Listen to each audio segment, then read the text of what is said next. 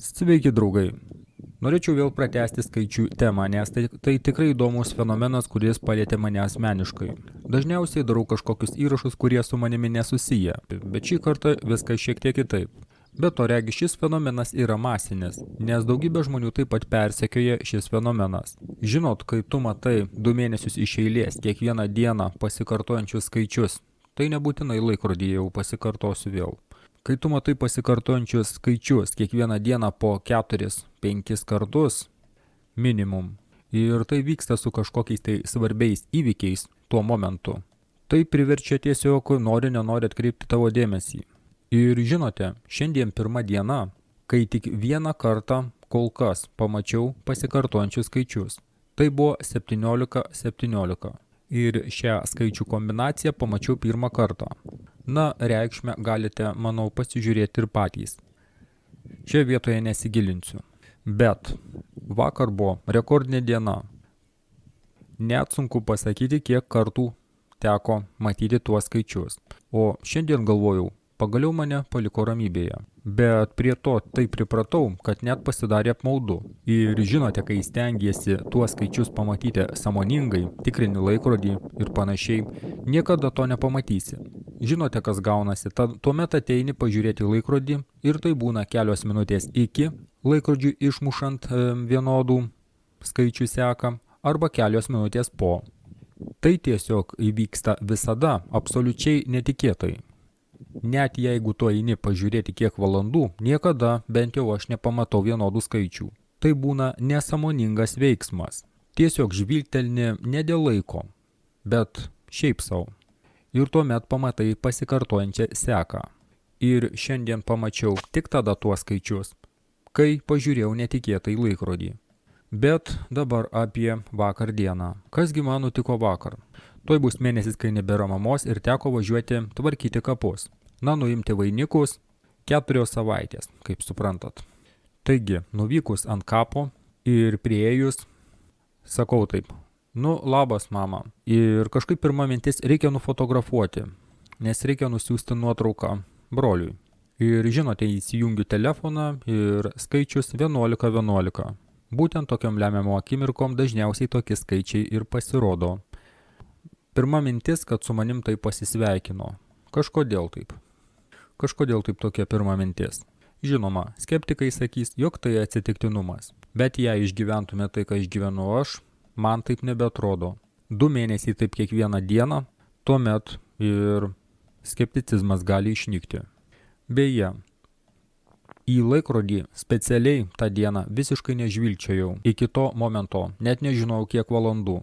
Tiesiog sėdau į automobilį ryte, nežinau kelintą valandą ir išvažiavau. Kelionė man iki kapų trunka maždaug iki 2 valandų. Bet tai dar ne viskas.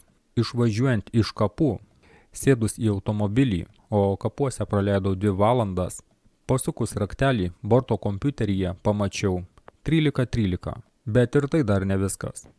Nufotografuoju tuos skaičius ir nusiunčiu broliui, sakau, štai vėl. Brolio žmona taip pat pamato tuos skaičius 13:13, taip pat nufotografuoja. Tik brolis gyvena Norvegijoje ir man regės kitą laiko zoną. Valandą atgal ar į priekį nežinau. Bet štai toks sutapimas įdomus. Bet nemanau, jog tai sutapimas. Pirma mintis, jog pamačius šiuos skaičius, su manim tiesiog buvo atsisveikinta. Na kaip, draugai, gali būti tokie sutapimai, paaiškinkit man. Atvažiuoji pasisveikini, skaičiai 11-11, išvažiuodamas atsisveikini ir 13-13. Ir taip kiekvieną dieną. Ir vakar tokių skaičių kombinacijų buvo rekordiškai daug. O šiandien tik tai vieną kartą. Ir skaičius, kurio iki šiol nemačiau. Štai taip įdomiai.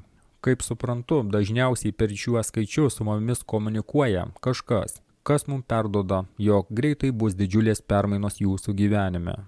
Man kol kas tai tikrai veikia, nes gyvenimas apvirto aukštyn kojom. Ir regis ne tik man, nes gaunu šią temą ir žmonių laiškus, o taip pat netyčia aptikau ir daugiau žmonių, kuriuos jums greitai parodysiu. Žinote, draugai, dabar pasitikrinau, tikriausiai neišsaugojau to įrašo.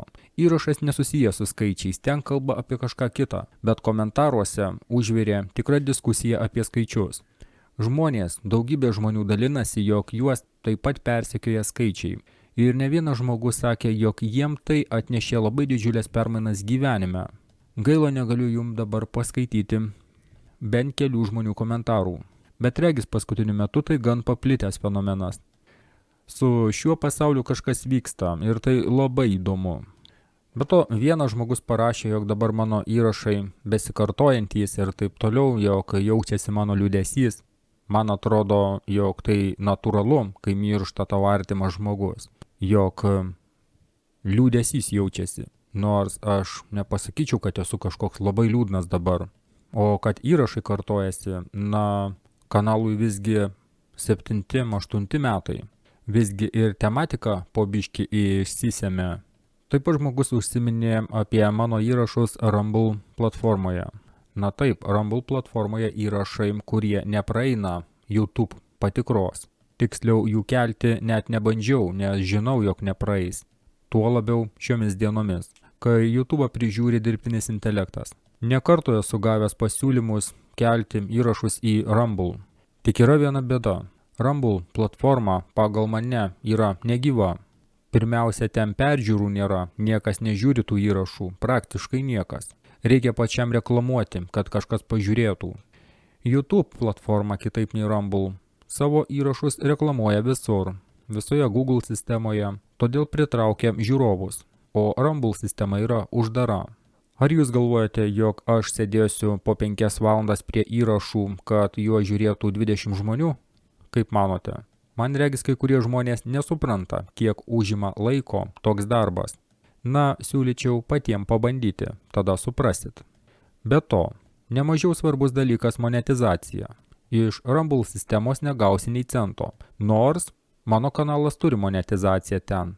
Bet užrodomas reklamas pinigėliai nueina kažkur kitur, aš jų nemačiau nei 1 cento. O gal pasakysi dabar, o tai matai, tu darai visą tai dėl pinigų.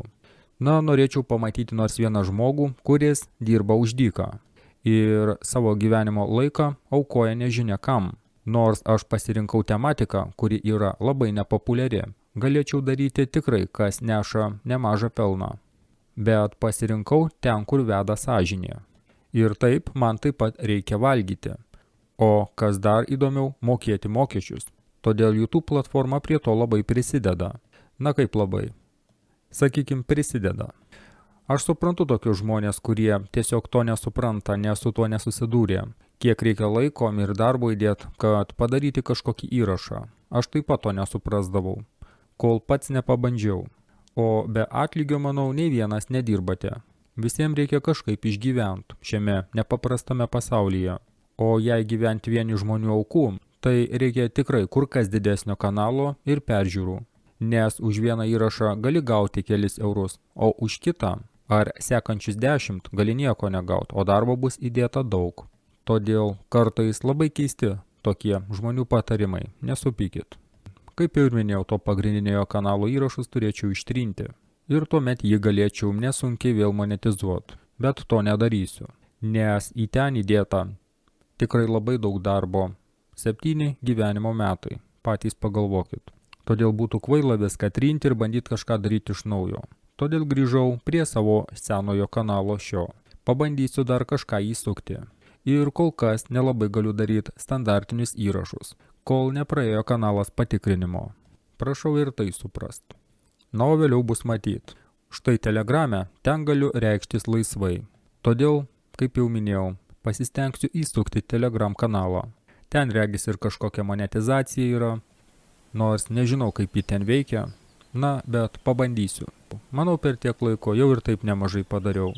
Ir ta informacija jau kartojasi ir peržiūros krito. Todėl reikia šiek tiek kažką pakeisti.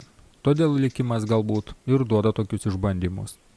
Taigi, šiandien tiek, o vėliau bus ir kitokių įrašų. Tikiuosi įdomesnių. Na, bet čia kiekvienam nepataikysi, taip jau yra. Taigi dėkui, draugai, už jūsų dėmesį ir iki greito. Susiklausysim rytoj. Rašykit savo komentarus, prenumeruokit, spauskit patinka, tai padeda pakelti peržiūras. Ir galite siųsti man savo istorijas, jeigu jos įdomios, tikrai įdomu paskaityti. Iki greito.